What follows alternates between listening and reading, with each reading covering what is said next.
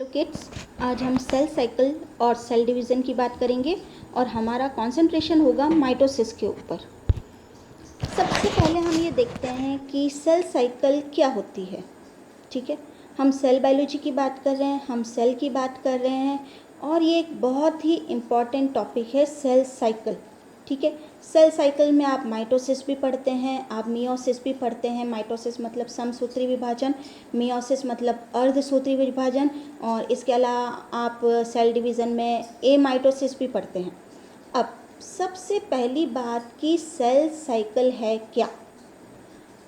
जब हमने सेल के बारे में पढ़ा था तब हमने ये देखा था कि रुडोल्फ विर्चो ने ये बताया था कि ओमनी सेलुला ई सेलुले, ठीक है, कि पुरानी कोशिकाओं से या पेरेंटल सेल से ही डॉटर सेल्स का निर्माण होता है। ठीक है, पेरेंटल सेल से ही नई कोशिकाओं का निर्माण होता है। सेल अपने आप नहीं बनती है, सेल जो होती है वो डिवाइड करती है और डॉटर सेल्स का निर्माण करती है। अब जब एक सेल दो सेल बनाती है, दो सेल में एक सेल जब दो सेल में डिवाइड होती है तो ये पूरा एक प्रोसेस है। ठीक है, ये एक साइक्लिक प्रोसेस है, इसीलिए इसको हमने क्या नाम दिया, सेल साइकिल। मतलब सेल साइकिल में हम ये हमारा जो कॉन्सेंट्रेशन होगा वो ये होगा कि जो एक सेल है वो डिवाइड कर कर डॉटर सेल्स का फॉर्मेशन कर रही है। अब ये माइटोसिस में जो प्रोसेस होगा वो अलग होगा और जो मियोसिस में जो प्रोसेस होगा वो अलग होगा। मतलब समसूत्री विभाजन का जो प्रोसेस होगा सेल डिवीज़न का वो डिफरेंट होगा as comparable to the meiosis या अर्धसूत्री विभाजन में। सबसे पहले हम सेल साइकिल की बात करते हैं। सेल साइकिल एक सीरीज़ है इवेंट का, ठीक है, जिसमें क्या होता है कि सेल जो होती है वो ग्रो करती है और डिवाइड करती है। मतलब दो काम हो रहे हैं सेल साइकिल के अंदर, एक तो ये ग्रो कर रही है और डिवाइड कर रही है। जैसा कि अगर अपन डायग्राम में देखें कि ये एक मदर सेल है, ठीक है, ये मदर सेल है, डिप्लॉयड है क्योंकि इसमें 2n लिखा हुआ है। ठीक है, हम माइटोसिस के ऊपर कॉन्सेंट्रेट कर रहे हैं बेटा आज। ठीक है, माइटोसिस के ऊपर कॉन्सेंट्रेट कर रहे हैं। तो अब हमने ये देखा कि ये मदर सेल है। ठीक है, मदर सेल अब डॉटर सेल्स का निर्माण करेंगी। डॉटर सेल्स का निर्माण करने के लिए क्या होगा, सबसे पहले क्या करेंगे कि ये जो सेल होगी, पेरेंटल सेल जो होगी, वो क्या करेगी, ग्रो करेगी, ग्रो करेगी। मतलब यहाँ पर डायग्राम में सेल को सेम साइज़ का बता रखा है, लेकिन यहाँ पर क्या है, सेल की साइज़ जो होगी ये बड़ी होगी, ये ग्रो करेगी। ठीक है, सेल ग्रो करेगी। ठीक है, और अपने आप को प्रिपेयर करेगी डिवीज़न के लिए। ठीक है, मतलब जो डॉटर सेल्स है वो डिवाइड होंगी, मतलब जो मदर सेल है या जो पेरेंटल सेल है वो डिवाइड होंगी, लेकिन डिवाइड होने से पहले उनको अंदर अपने आप को प्रिपेयर करना पड़ता है डिवीज़न के लिए। ठीक है, तो मदर सेल ग्रोथ करती है, ग्रो करती है, और ये एक इवेंट है या एक प्रोसीजर है। ठीक है, और ये ग्रो करने के बाद में डॉटर सेल्स में डिवाइड होती है। तो जब ये ग्रो करती है, ये ग्रो करती है, ये जो फेज कहलाता है वो कहलाता है इंटरफेस। ठीक है, जब सेल, एक पेरेंटल सेल जब ग्रो कर रही है तो ये फेज कहलाता क्या है, इंटरफेस। ठीक है, और जब इंटरफेस कंप्लीट होने के बाद में कि भाई हमें अब डिवाइड होना है, ठीक है, क्योंकि ग्रो कर लिया है, न्यूक्लियोसाइटोप्लाज्मिक जो रेशियो है, कैरियोप्लाज्मिक इंडेक्स जो है वो गड़बड़ा गया है, तो अब इनको क्या करना है कि भाई अब गड़बड़ा गया है कैरियोप्लाज्मिक इंडेक्स, तो इनको डिवाइड करना ही पड़ेगा। ठीक है, जो सेल्स होंगी उनको डिवाइड करना ही पड़ेगा। ठीक है, और इसकी वजह से यहाँ पर क्या है कि ये सेल जो है ये बराबर बराबर जो भी इनके मटेरियल होता है, पेरेंटल सेल जो है वो दो सेल में डिवाइड होती है, और जो भी कॉन्स्टिट्यूएंट्स होते हैं जो वो डॉटर सेल्स को देती है वो बिल्कुल पेरेंटल सेल के समान ही होते हैं। कि मतलब कि हमारे मम्मी पापा है, हमारे मम्मी पापा के आपके जो पेरेंट है उनके दो बच्चे, तो अगर मदर फादर है तो अगर वो डेयरी मिल्क लाए हैं तो वो दोनों को डेयरी मिल्क देंगे। एक को ये नहीं है कि 5 स्टार को डेयरी मिल्क दे दी। ठीक है, क्योंकि अगर दोनों बच्चों को डेयरी मिल्क पसंद है तो उन दोनों को डेयरी मिल्क ही चाहिए। ठीक है, तो जो भी पेरेंट जो है वो अपना कॉन्स्टिट्यूएंट्स या जो भी मटेरियल है वो दोनों डॉटर सेल्स में बराबर बराबर मात्रा में देगी।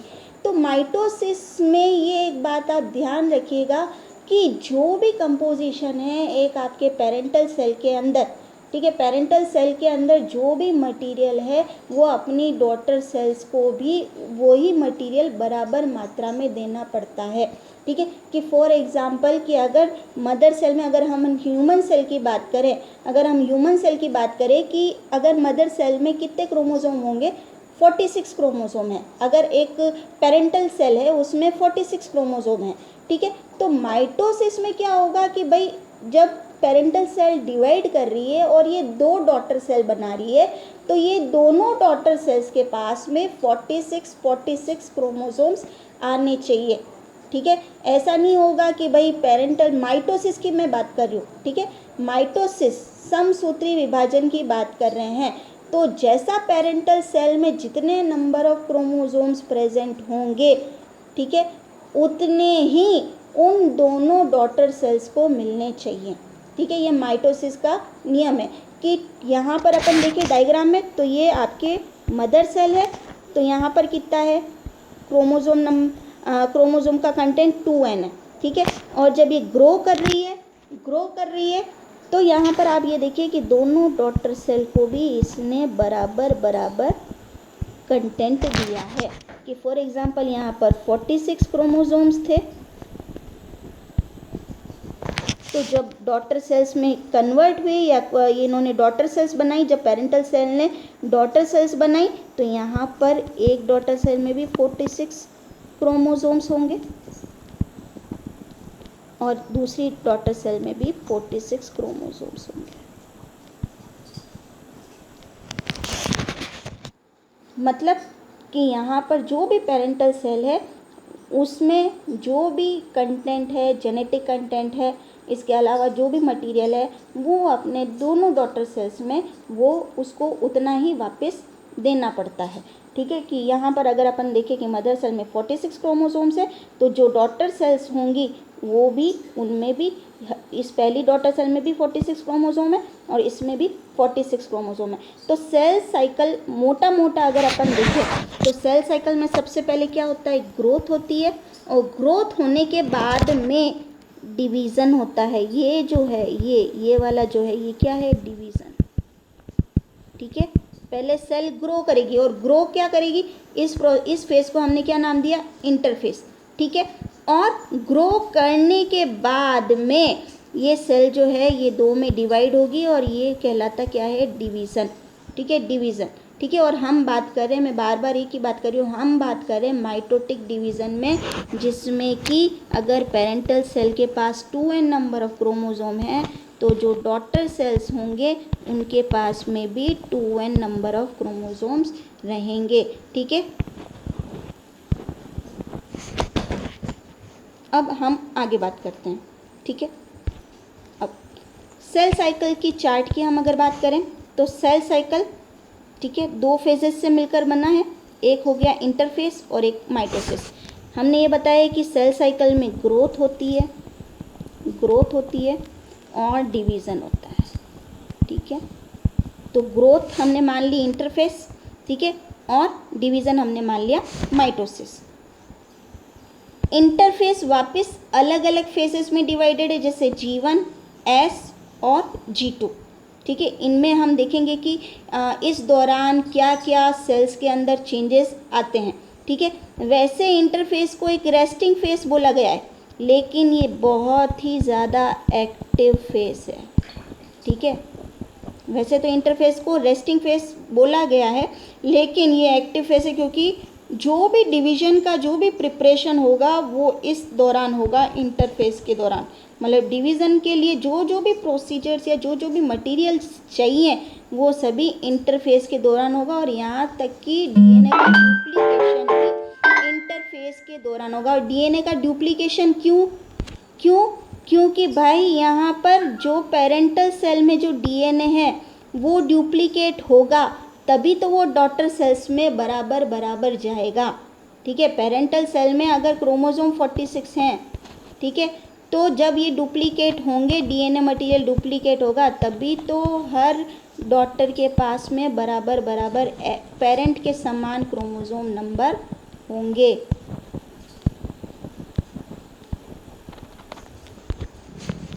ठीक है। तो सेल साइकिल में इंटरफेस है जो ग्रोथ बताएगा, माइटोसिस है जो डिवीज़न बताएगा, इंटरफेस G1S और G2 फेस होता है, और माइटोसिस, हम माइटोसिस की बात करें, इनको हम M फेस भी बोलते हैं या माइटोटिक फेस भी बोलते हैं, माइटोटिक फेस। माइटोटिक फेज में माइटोसिस और मियोसिस दोनों आते हैं। माइटोटिक फेज का मतलब माइटोसिस नहीं होता है, ठीक है।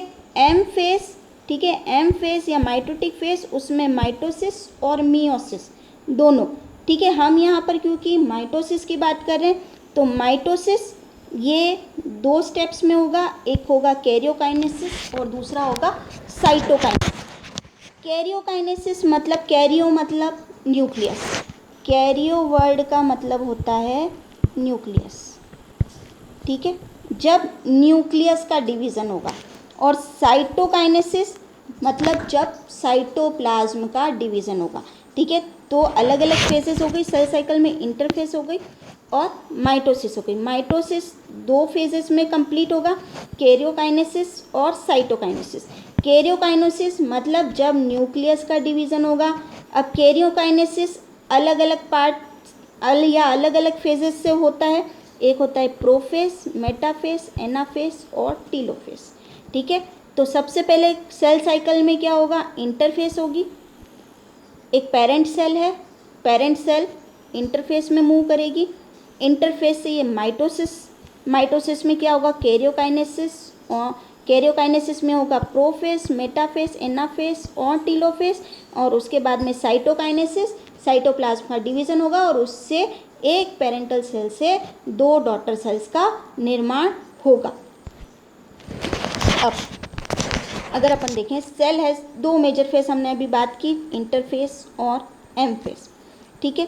अब यहाँ पर आप डायग्राम में देखिए कि यहाँ आप देखिए कि ये G1, अभी हमने ये बोला कि ये G1S और G2 फेस, इंटरफेस के जो फेजेस हैं वो है G1S और G2 फेस, ठीक है। तो यहाँ पर आप ये देखिए कि ये G1 फेस है, ये S फेस है और ये G2 फेस है। तो आप ये देखिए कि इंटरफेस है, ये इतना जो है ये क्या है, ये इंटरफेस है। तो मतलब एक सेल साइकिल में इंटरफेस का ड्यूरेशन आप देखिए कि कितना बड़ा है, ठीक है।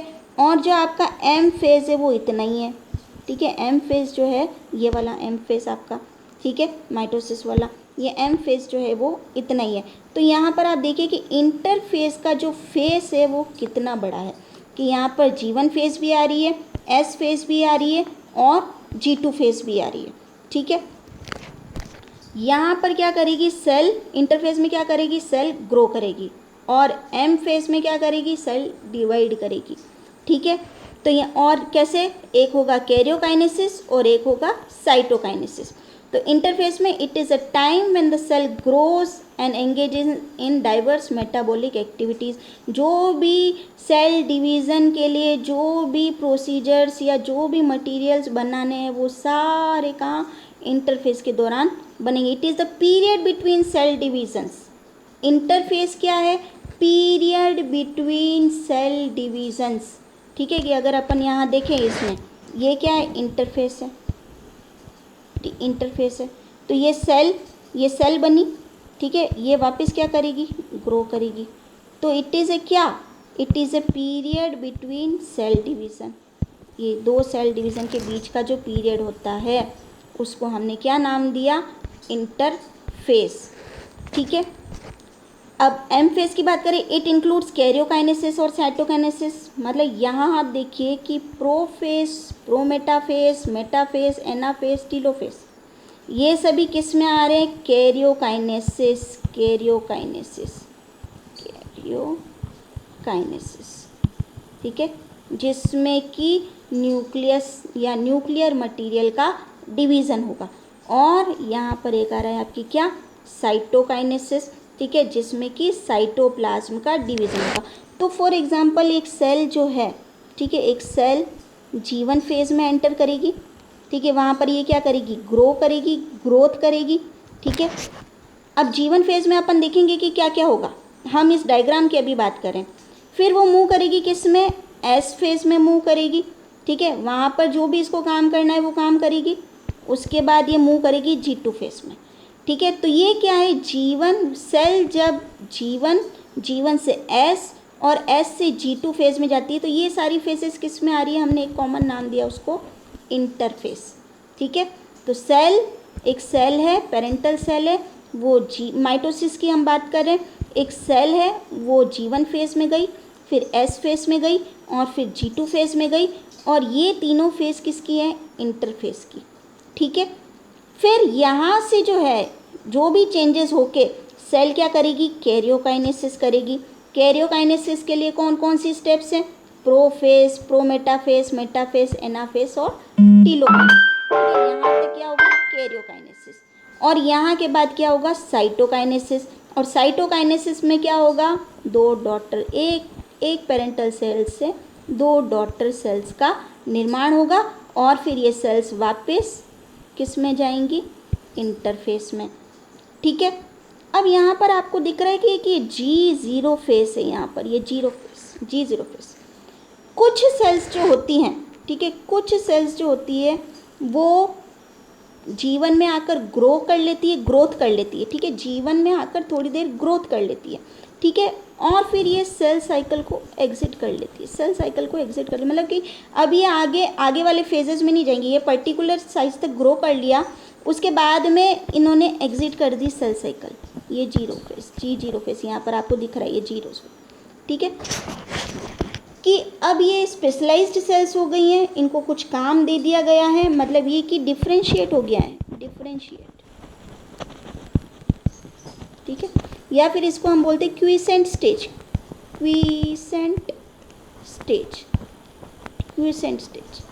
ठीक है।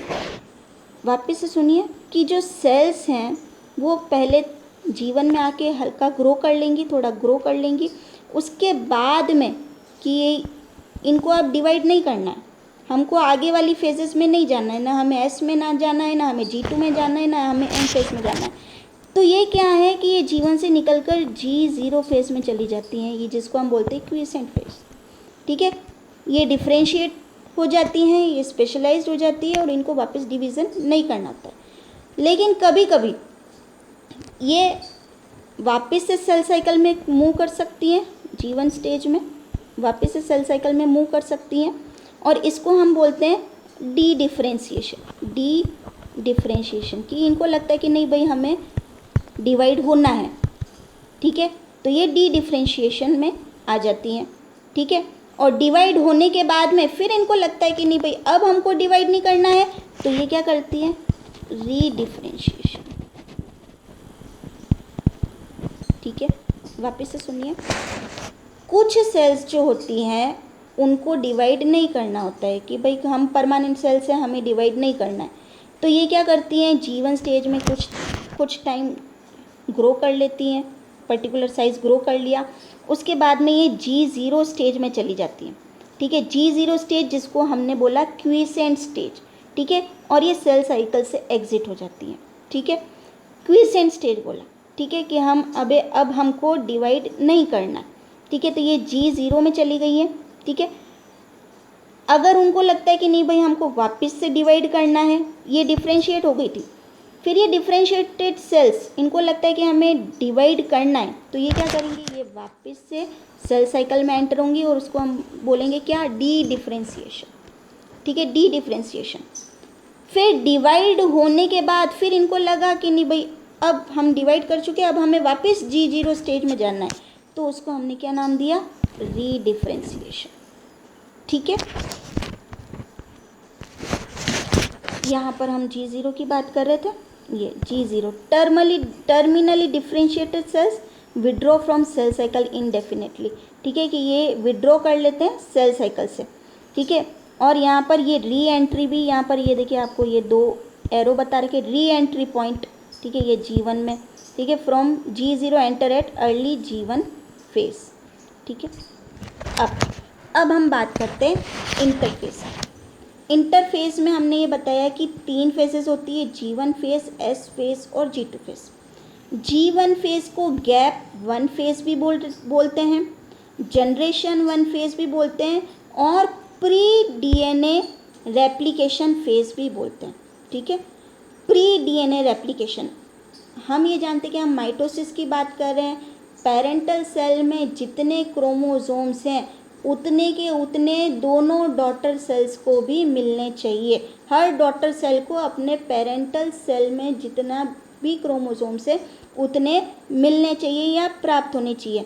तो ये क्या है, प्री डीएनए रेप्लिकेशन फेज।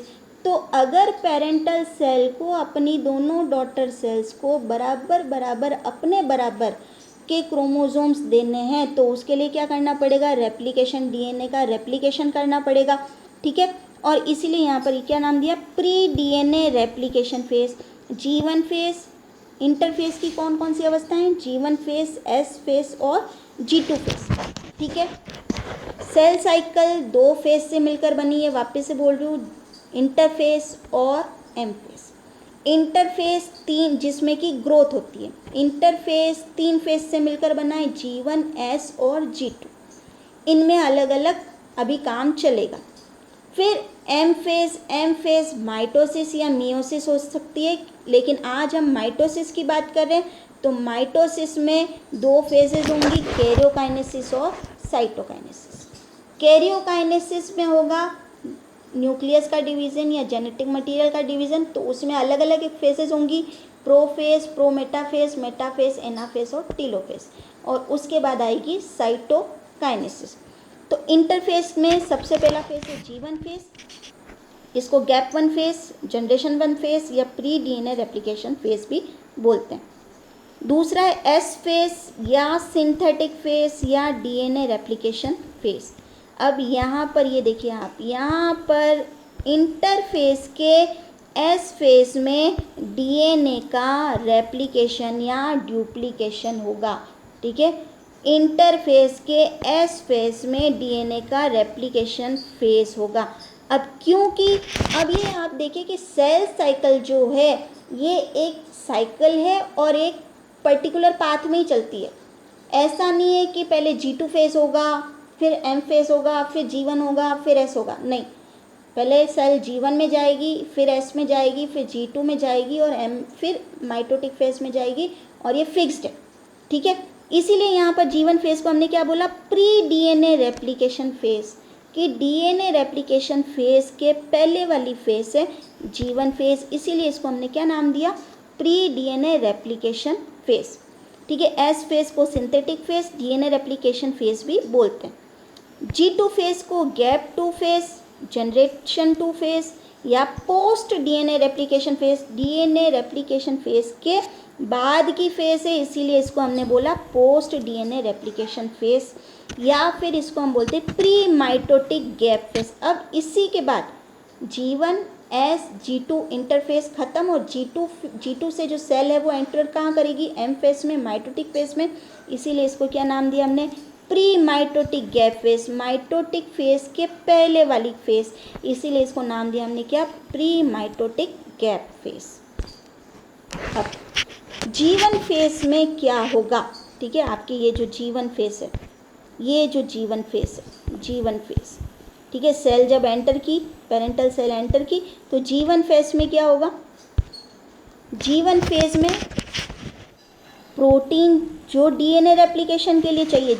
अब यहाँ पर क्या, जो भी S फेज में जो भी मटेरियल है उसकी तैयारी कहाँ होगी, G1 फेज में। ठीक है, कि यहाँ पर जो भी रॉ मटेरियल जो S फेज के लिए चाहिए वो सारा कहाँ पर तैयार होगा, G1 फेज में। ठीक है, G1 फेज में वो तैयार होगा। ठीक है, कि भैया आपको सब्जी बनानी है, तो किचन गार्डन में आपने सब्जी लगाई है। ठीक है, तो पहले सब्जी उगाने की तैयारी आपने किचन गार्डन में की है, उसके बाद कहीं आप उसको तोड़ के और फिर उसकी सब्जी आप बनाओगे। तो यहाँ पर क्या है कि जो भी डीएनए रेप्लिकेशन के लिए जो भी मटेरियल्स चाहिए, कि डीएनए रेप्लिकेशन है तो इसमें डीएनए पॉलीमरेज एंजाइम्स चाहिए। ठीक है, तो उसके लिए क्या है कि एंजाइम्स है, प्रोटीन्स है, तो उनके फॉर्मेशन के लिए यहाँ पर G1 फेज में तैयारी हो जाती है। अब प्रोटीन्स का निर्माण है, तो प्रोटीन्स के लिए सिंथेसिस ऑफ प्रोटीन्स के लिए क्या क्या चाहिए, mRNA, tRNA, rRNA, ये भी G1 फेज में। ठीक है, इसके अलावा अब दोनों डॉटर सेल्स में बराबर बराबर मात्रा में कोशिका अंगक या सेल ऑर्गेनल्स भी जाने चाहिए, तो यहाँ पर सेल ऑर्गेनल्स की भी तैयारी चल रही है। और सारा जो काम है वो बिना एनर्जी के तो हो नहीं सकता, तो यहाँ पर फॉर्मेशन ऑफ एटीपी भी चाहिए। ऐसा बोला जाता है कि एक क्रोमोसोम को जब स्पिंडल फाइबर पोल की तरफ खींचता है तो उसमें करीब 30 एटीपी लगते हैं, 30 एटीपी। तो आप ये सोचिए कि हमारे तो 46 क्रोमोसोम्स हैं, ठीक है, हमारे ह्यूमन सेल में 46 क्रोमोसोम है और खाली एक क्रोमोसोम को माइटोटिक प्लेट से पोल की तरफ खींचने में 30 एटीपी लगते हैं। अब नेक्स्ट फेज है आपका क्या, इंटरफेस। इसको हमने सिंथेटिक फेज या डीएनए रेप्लिकेशन फेज भी बोला है। यहाँ पर क्या होगा, डीएनए का रेप्लिकेशन होगा, डीएनए का ड्यूप्लीकेशन होगा। इसके साथ में यहाँ पर तारका या सेंट्रियोल्स भी ड्यूप्लीकेट करेंगे, ठीक है। अब ये सारी तैयारियाँ चल रही है, ठीक है, सेल को डिवाइड होना है, इसीलिए इसमें क्या है कि ये तैयारियाँ कर रहा है। तो यहाँ पर सेंट्रियोल्स भी क्या करेंगे, ये ड्यूप्लीकेट करेंगे। और इसके अलावा अब यहाँ पर डीएनए का रेप्लिकेशन हुआ है तो हिस्टोन प्रोटीन्स, हिस्टोन क्या करेंगे, ये डीएनए को क्या करेंगे, डीएनए को कुंडलित करने में, ठीक है, कंडेंस करने में हेल्प करेंगे हिस्टोन प्रोटीन, ठीक है। अब एक जो कॉन्सेप्ट की बात है, ठीक है, हम ये बोलते हैं कि यहाँ पर यहाँ एस फेस में डीएनए का रेप्लिकेशन होता है, ठीक है, एस फेस में डीएनए का रेप्लिकेशन हो रहा है, ठीक है। अब आप एक कॉन्सेप्ट ये देखिए कि n equal to number of chromosome, ठीक है, n equal to number of chromosome, ठीक है, और c equal to content of DNA, DNA का कंटेंट, ठीक है। जब एस फेस होती है, ठीक है, आप ये देखिए कि ये एक क्रोमोसोम है, ठीक है, एक क्रोमोसोम है, तो इसीलिए यहाँ पर ये क्या है, नंबर ऑफ क्रोमोसोम 1n। तो इसका जो डीएनए कंटेंट होगा वो क्या होगा, 1c। और जो डीएनए कंटेंट है उसकी यूनिट होती है pg या पिकोग्राम, पिकोग्राम, ठीक है। अगर आप हैप्लॉइड सेट की बात करें तो यहाँ पर नंबर ऑफ क्रोमोसोम क्या है, 1n, तो इसका डीएनए कंटेंट क्या हुआ, 1c। लेकिन जब ये ड्यूप्लीकेट करेगा तो यहाँ पर आप देखिए कि ये 1n है, लेकिन इसका डीएनए कंटेंट क्या है, ये डबल हो चुका है, 2c, ठीक है, 1c से क्या हुआ है, 2c, ठीक है। तो यहाँ पर क्या है, और यहाँ पर अगर आप डिप्लॉइड सेल की बात करें तो यहाँ पर क्या है कि नंबर ऑफ क्रोमोसोम क्या है, 2 है, तो यहाँ पर 2n है, ठीक है, और यहाँ पर जो कंटेंट है वो 2c है।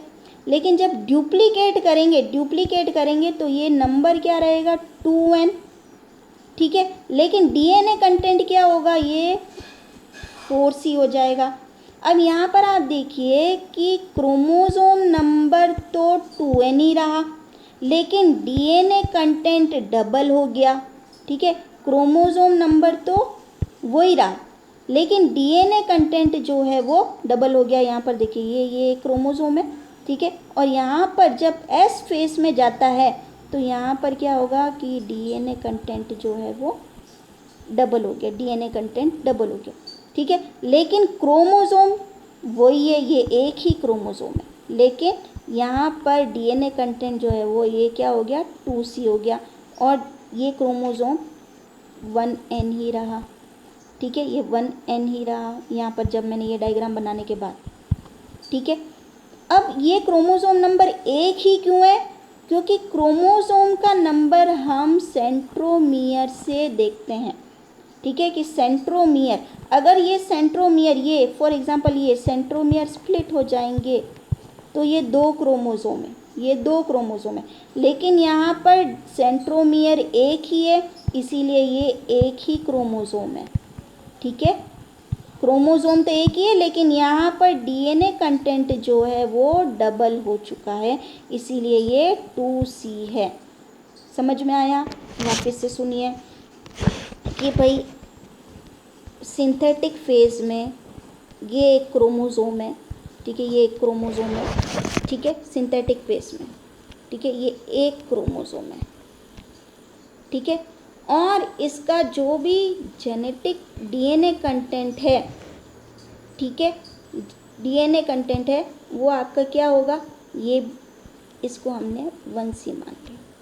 लेकिन जब ये डुप्लीकेट होगा, ये डुप्लीकेट हुआ, डीएनए कंटेंट तो डुप्लीकेट हो गया, तो डीएनए कंटेंट डुप्लीकेट होके क्या बन गया, 2C, ठीक है। और क्योंकि सेंट्रोमियर एक ही है तो इसीलिए क्रोमोसोम नंबर तो एक ही रहा, ठीक है। तो यहाँ पर अगर अपन देखें, ठीक, तो सिंथेटिक फेज में 2n = 4C हो जाता है। 2n सॉरी क्रोमोसोम नंबर तो 2n ही रहता है, क्रोमोसोम नंबर तो 2n ही रहता है, लेकिन जो आपका जेनेटिक कंटेंट है या जो डीएनए कंटेंट है वो 4C हो जाता है, ठीक है। अगर अपन यहाँ पर भी देखें तो G1 फेस में यहाँ पर आप देखिए कि ये आपके क्रोमोसोम है या क्रोमेटिन थ्रेड है, सॉरी, ये यहाँ पर सिंथेटिक फेस में क्या हुआ, डीएनए सिंथेसिस हुआ और आपको दिखेंगे पास पास में दोनों जो आपके जेनेटिक थ्रेड्स हैं, डीएनए थ्रेड्स है वो पास पास दिख रहे हैं। यहाँ पर G2 फेज में आपको दिख रहे हैं डबल हो गए हैं, यहाँ पर ये थ्रेड ये एक था और यहाँ पर देखिए कि ये आप यहाँ पर बीच में आपके सेंट्रोमियर होगा और डीएनए कंटेंट जो है वो डबल हो गया और एम फेज में ये कंडेंस होते जाएंगे, ये आपको इस साइकिल में भी दिख रहा होगा। अब इंटरफेज की नेक्स्ट फेज जो है वो है G2 फेज या जिसको गैप 2 फेज या जनरेशन 2 फेज या पोस्ट डीएनए रेप्लिकेशन फेज या प्री माइटोटिक फेज भी बोलते हैं। इसमें क्या होगा, ग्रोथ कंटिन्यू रहेगी। अब क्योंकि अब क्रोमोसोम्स को हमें बराबर बराबर डॉटर सेल्स में देना है तो इसके लिए स्पिंडल फाइबर फॉर्मेशन के लिए जो भी मटेरियल है वो चाहिए, ठीक है। माइटोकॉन्ड्रिया डुप्लीकेट होगा और एटीपी तो चाहिए ही चाहिए, एनर्जी तो चाहिए ही चाहिए, क्रोमोसोम्स को पोल्स की तरफ मूव करना है, ठीक है। तो अभी हमने सेल साइकिल की बात की, इंटरफेस की बात की। इंटरफेस में G1 फेज डीएनए का डुप्लीकेशन जो हो रहा है वो S फेज में हो रहा है कि डीएनए कंटेंट तो डुप्लीकेट हो रहा है लेकिन नंबर ऑफ क्रोमोसोम वही हैं, सेम है, क्योंकि सेंट्रोमियर जो है वो स्प्लिट नहीं हो रहा है। जब सेंट्रोमियर स्प्लिट हो जाएगा तो वो क्रोमोसोम नंबर में चेंज आ जाएगा, ठीक है, क्योंकि सेंट्रोमियर स्प्लिट नहीं हुआ है लेकिन डीएनए का रेप्लिकेशन हो गया है, इसीलिए जो डीएनए कंटेंट है वो डबल हो गया है लेकिन आपके क्रोमोसोम नंबर वही है, वो क्रोमोसोम नंबर सेम ही रहेगा, ठीक है। अब हम एम फेज की बात करते हैं या माइटोटिक फेज की बात करते हैं। एम फेज में हम माइटोसिस की बात करें तो इसको हम सोमेटिक सेल डिवीज़न या इक्वेशनल डिवीज़न, इक्वेशनल डिवीज़न क्यों कह रहे हैं, क्योंकि पेरेंटल सेल से जो भी मटेरियल है वो दोनों डॉटर सेल्स को बराबर बराबर मिल रहा है, इसीलिए इसको हम बोल रहे हैं इक्वेशनल डिवीज़न, ठीक है। मोस्टली ये सोमेटिक सेल में पाया जाता है या डिप्लॉइड सेल में पाया जाता है, ठीक है। डिप्लॉइड सेल्स में माइटोसिस जो है वो पाई जाती है और यहाँ पर आपके जर्म सेल्स में आपके जो मल्टीप्लिकेशन फेस है, ठीक है, जर्म सेल्स में मल्टीप्लिकेशन फेस में भी आपके माइटोसिस जो है वो पाई जाती है। और आपके गैमीट्स जो होते हैं, गैमीट्स में माइटोसिस नहीं पाया जाता है, गैमीट्स जो होते हैं वो फ्यूज़ करते हैं और जाइगोट का फर्टिलाइजेशन के बाद में फ्यूज़ करते हैं फर्टिलाइजेशन के दौरान और फिर वो जाइगोट का निर्माण करते हैं। नेम माइटोसिस जो है वो इसका मतलब होता है थ्रेड, धागा, ठीक है, थ्रेड स्टेज। इसका नाम दिया था फ्लेमिंग ने, ठीक है। ये एक बहुत ही ड्रामेटिक स्टेज है, माइटोसिस एक ड्रामेटिक स्टेज है और जो भी चेंजेस हैं, ठीक है, वो आपको अगर आप माइक्रोस्कोप में अगर आप ऑनियन रूट टिप का एक्सपेरिमेंट करते हैं, ऑनियन रूट टिप से आप देखते हैं स्लाइड, ठीक है, तो ऑनियन रूट टिप में आप देखिएगा कि जो क्रोमोसोम्स की अलग अलग स्टेजेस जो हैं वो आपको दिखेंगी कि मेटाफेज भी दिखेगा, एनाफेज भी दिखेगा, टीलोफेज भी दिखेगा, ठीक है, इंटरफेज भी दिखेगा। तो ये एक ड्रामेटिक स्टेज है और विजिबल चेंज, मतलब माइक्रोस्कोप में जब आप स्लाइड देखेंगे रूट टिप की तो आपको अलग अलग स्टेजेस जो है वो दिखेंगी, ठीक है। अब जो माइटोसिस है, हमने पहले ही बात की थी, माइटोसिस अलग अलग फेजेस में पाया जाता है, प्रोफेज, प्रोमेटाफेज, मेटाफेज, एनाफेज और टीलोफेज। और ये इनमें क्या होगा, कैरियोकाइनेसिस, कैरियोकाइनेसिस। अब प्रोफेज की हम अगर बात करते हैं, इंटरफेस से, जो इंटरफेस में सेल G1 में गया, S में गया, DNA का डुप्लीकेशन हुआ, G2 में गया और G2 से अब M फेज में आया, और M फेज की जो पहली फेज है वो कौन सी है, प्रोफेज। ठीक है, प्रोफेज में आप देखिए कि प्रोफेज में अर्ली प्रोफेज है, मिडिल प्रोफेज है और लेट प्रोफेज है। ठीक है, अर्ली प्रोफेज में आप देखिए कि क्रोमेटिन थ्रेड्स सेपरेट, अभी तक हमने इनको क्रोमोसोम्स नहीं बोला है। ठीक है, क्रोमेटिन थ्रेड्स जो होते हैं ये इस तरीके के जाल जाल जाल जाल जाल। ठीक है, तो ये रुई के गुच्छे की तरह दिखते हैं। ठीक है, बंच ऑफ ग्लू, उसको हम स्पाइरिम स्टेज बोलते हैं। ठीक है, और यहाँ पर अब क्या है कि ये क्रोमोसोम जो है ये कंडेंस होना चालू करते हैं और ये स्पाइरलाइजेशन। माइटोसिस में किस टाइप की कॉइलिंग होती है, जब मैंने न्यूक्लियस का मैंने जब चैप्टर बताया था तो न्यूक्लियस में बताया था कि माइटोसिस में प्लेक्टोनिमिक कॉइलिंग होती है और मियोसिस में पैरानिमिक कॉइलिंग होती है। तो यहाँ पर क्रोमोसोम जो होते हैं वो स्पाइरलाइजेशन कुंडलीकृत होने लगते हैं और इनमें प्लेक्टोनिमिक कॉइलिंग जो होती है ये स्टार्ट होती है। इसके साथ ही सेंट्रियोल जो हैं ये पोल्स ध्रुव की तरफ मूव करना चालू करते हैं। अर्ली प्रोफेज में आपको दिख रहा है, ठीक है, कि जो आपके सेंट्रियोल्स है ये ध्रुव की तरफ मूव करना चालू हो रहे हैं। मिडिल प्रोफेज में क्या होता है, ये क्रोमोसोम और कंडेंस होते जाते हैं, मतलब और मोटे होते जाते हैं, छोटे होते जाते हैं, थिकर होते जाते हैं। और यहाँ पर आप देखिए कि यहाँ पर ये क्या है कि लॉन्गिट्यूडनल पहले ऐसा था, ठीक है, एक पीछे से दिख नहीं रहा था बिल्कुल, और यहाँ पर क्या हो गया कि ये लॉन्गिट्यूडनल स्प्लिटिंग हो गई। ठीक है, कि अगर अपन यहाँ देखें इस टाइप से, ठीक है, यहाँ पर ये एक था, ठीक है, तो यहाँ पर क्या है कि ये लॉन्गिट्यूडनल स्प्लिटिंग हो गई क्रोमोसोम की। ठीक है, और ये मोनाड से डायड में कन्वर्ट हो गया। ठीक है, ये मोनाड एक है यहाँ पर, और यहाँ पर ये दो सिस्टर क्रोमेटिड्स है, इसलिए ये डायड में कन्वर्ट हो गया। और यहाँ पर सेंट्रल्स क्या है, ये अपोजिट पोल की तरफ मूव कर रहे हैं। लेट प्रोफेज में अब यहाँ पर देखिए कि यहाँ पर अर्ली प्रोफेज और मिड प्रोफेज में न्यूक्लियर मेम्ब्रेन भी है और आपको न्यूक्लियोलस भी दिख रहा है, यहाँ पर ये न्यूक्लियोलस भी दिख रहा है। लेकिन लेट प्रोफेज में न्यूक्लियर मेम्ब्रेन और न्यूक्लियोलस डिसअपियर होने लग गए। ठीक है, न्यूक्लियर मेम्ब्रेन का जो भी मेम्ब्रेन का कंटेंट है वो ER के साथ में अटैच होने लग गया है। ठीक है, न्यूक्लियोलस भी डिसअपियर होने लग गया है और क्रोमोसोम आपको मोटे दिख रहे हैं और सिस्टर क्रोमेटिड के साथ में दिख रहे हैं। Chromosomes are more condensed. ठीक है, और क्रोमोसोम अब साइटोप्लाज्म में आने की तैयारी कर रहे हैं। यहाँ पर न्यूक्लियर मेम्ब्रेन जो है ये हटने वाली है और सेंट्रियोल्स जो हैं ये अपोजिट पोल्स पर भी आपको दिख रहे हैं। तो ये सारा क्या है कि ये एक ड्रामेटिक फेज है। ठीक है, कि यहाँ पर क्रोमोसोम आप देखिए कि यहाँ पर अर्ली प्रोफेज में थ्रेड लाइक थे। ठीक है, फिर मिड प्रोफेज में थोड़ा कुंडलीकृत हुए और यहाँ पर लॉन्गिट्यूडनल आपको डिवीज़न स्प्लिटिंग ऑफ क्रोमोसोम भी दिख रहा है। और यहाँ पर आप देखिए कि लेट प्रोफेज में क्रोमोसोम और मोटे हो गए हैं।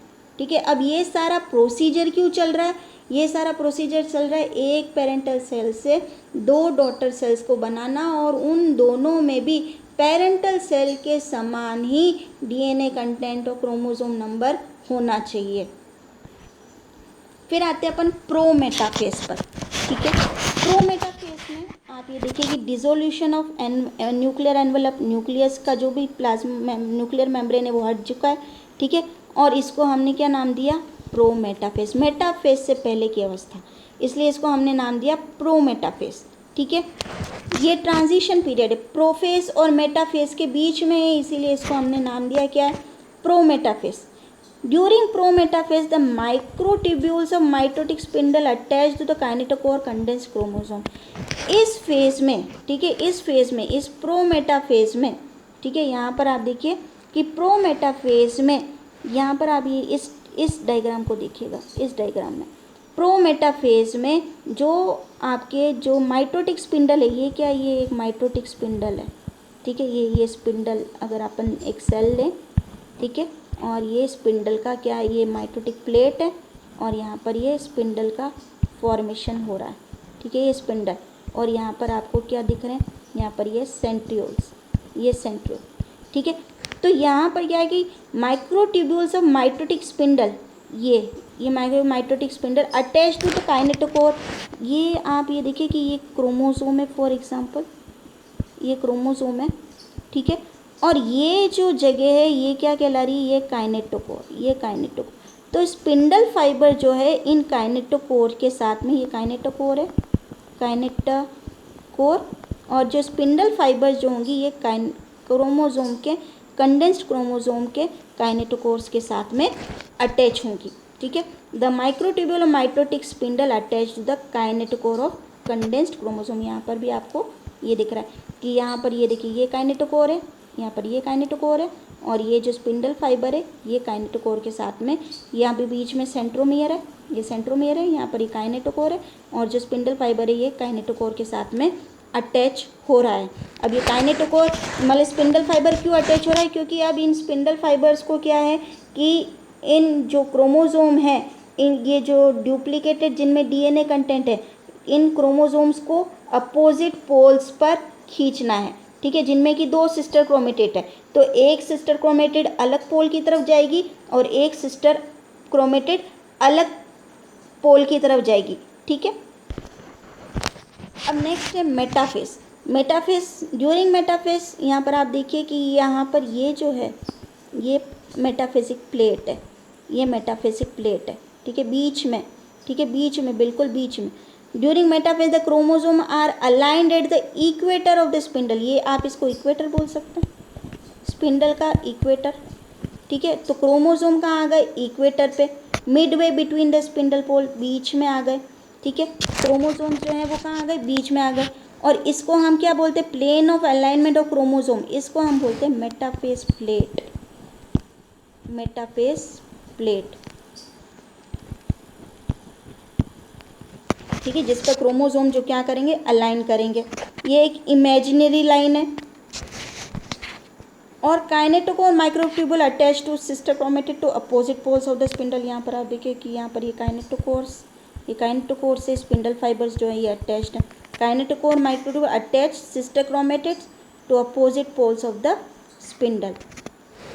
मेन इवेंट जो हो रहा है कि यहाँ पर क्रोमोसोम्स जो हैं वो मेटाफेज प्लेट पर आकर अटैच हो गए हैं। बीच में एक इमेजिनरी लाइन है, स्पिंडल जो आपके न्यूक्लियर स्पिंडल है उसमें ये क्रोमोसोम्स जो हैं ये बीच में आकर अटैच हो गए।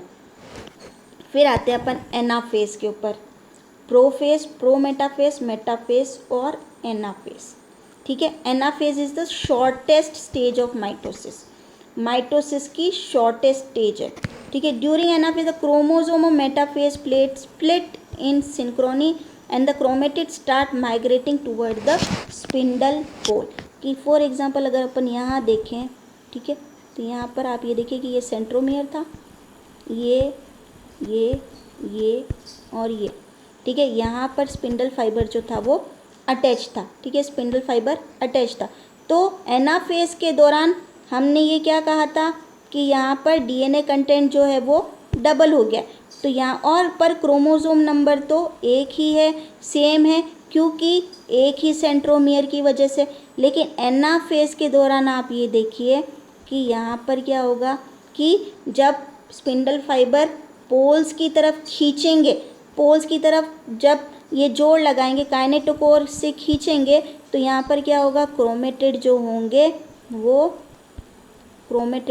वो अलग अलग हो जाएंगे, क्रोमेटिड जो होंगे वो अलग अलग हो जाएंगे। ये एक स्पिंडल यहाँ पर और यहाँ पर ये अलग, ठीक है, ये क्रोमेटिड अलग हो गए। अब जब इनमें दोनों सेंट्रोमियर अलग अलग है, ये एक सेंट्रोमियर था तो ये एक ही क्रोमोसोम था, लेकिन अब यहाँ पर ये सेंट्रोमियर अलग अलग हो गया है, तो ये क्या हो गए, ये 2 क्रोमोसोम्स हो गए, ठीक है। और यहाँ पर डीएनए कंटेंट भी आ गया, ठीक है। दिस मूवमेंट ऑफ क्रोमोसोम को shortening of chromosomal microtubule, chromosomal microtubule जो है वो शॉर्ट होते देखते हैं। अगर अभी अपन देखते हैं ये स्पिंडल फाइबर है, ठीक है, ये अपन मेटाफेसिक प्लेट की बात की, ये मेटाफेस का है, मेटाफेस, ठीक है। तो स्पिंडल फाइबर्स जो होते हैं वो अलग अलग टाइप के होते हैं। एक तो होते हैं क्रोमोसोमल फाइबर।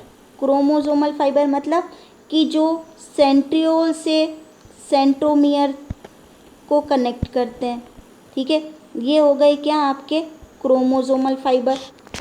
कंटिन्यूअस फाइबर मतलब कि बीच में कोई क्रोमोसोम नहीं आ रहा है, ठीक है, pole to pole fibre run कर रहा है, ठीक है।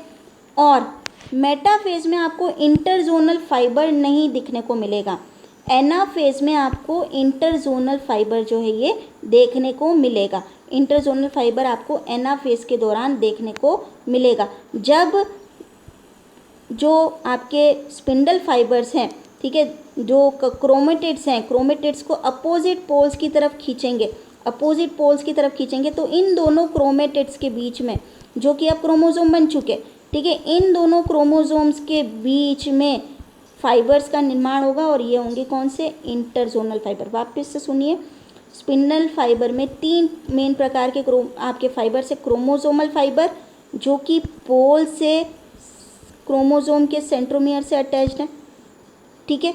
दूसरा है कंटिन्यूअस फाइबर, ठीक है, अपन क्रोमोसोमल फाइबर को डिसकंटिन्यूअस फाइबर भी बोल रहे हैं, ठीक है। दूसरा है कंटिन्यूअस फाइबर जो पोल टू पोल चल रहा है और बीच में कोई क्रोमोसोम नहीं आ रहा है। और इंटरजोनल फाइबर मेटाफेज में आपको देखने को नहीं मिल रहा है, लेकिन आपको एनाफेज में इंटरजोनल फाइबर देखने को मिल रहा है। जब दोनों सिस्टर क्रोमेटिड्स अपोजिट पोल्स की तरफ मूव करते हैं तो इन दोनों के बीच में जो फाइबर बन रहा है वो है इंटरजोनल फाइबर, ठीक है। अब इन दोनों क्रोमेटिड्स को पोल्स की तरफ ले जाना है तो यहाँ पर क्या होगा कि क्रोमोसोमल फाइबर्स जो करेंगे वो क्या करेंगे, पुल करेंगे पोल की तरफ, ठीक है, और इंटरजोनल फाइबर जो करेंगे वो पुश करेंगे, धक्का देंगे कि आप भाई पोल की तरफ जाओ। नेक्स्ट आते हैं अपन टीलोफेज, ठीक है।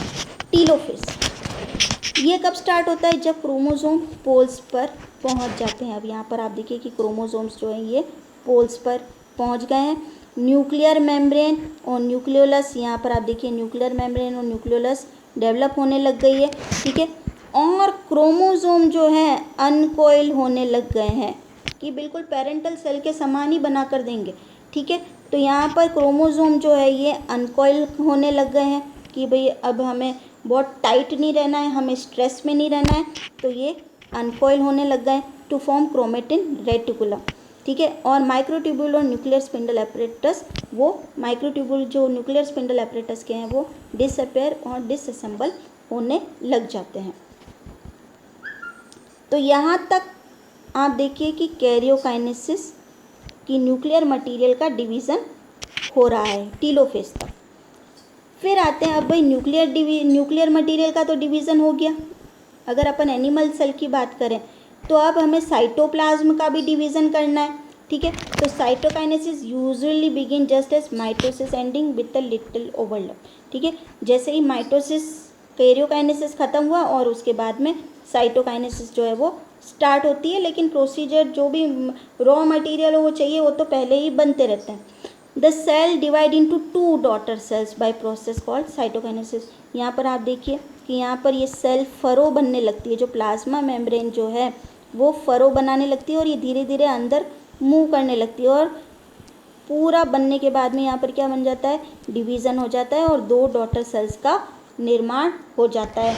और ये डॉटर सेल बिल्कुल अपने पेरेंटल सेल के समान ही होती है कि पेरेंटल सेल में अगर 2n कंपोजिशन है तो जो डॉटर सेल होंगी उनमें भी 2n कंपोजिशन ही रहेगा।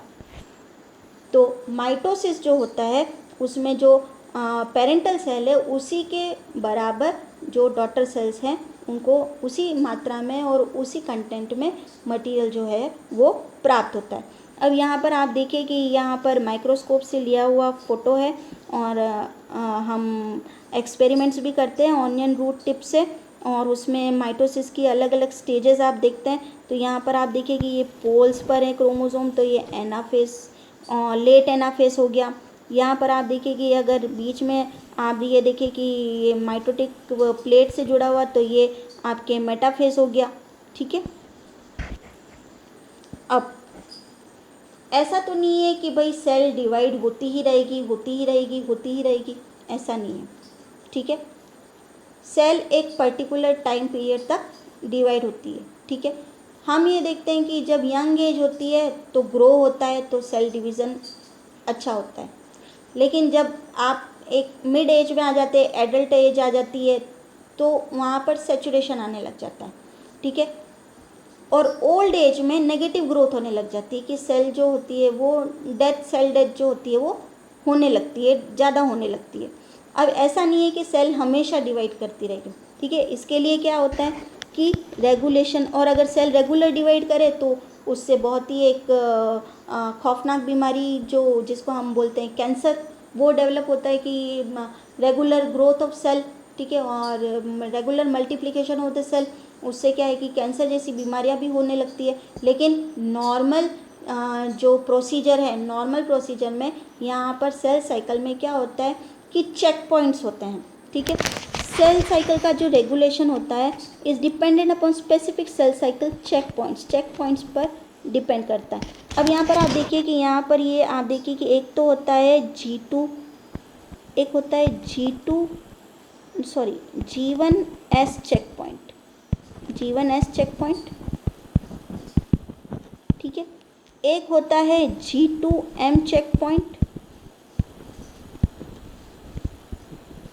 और एक होता है आपके M चेक पॉइंट।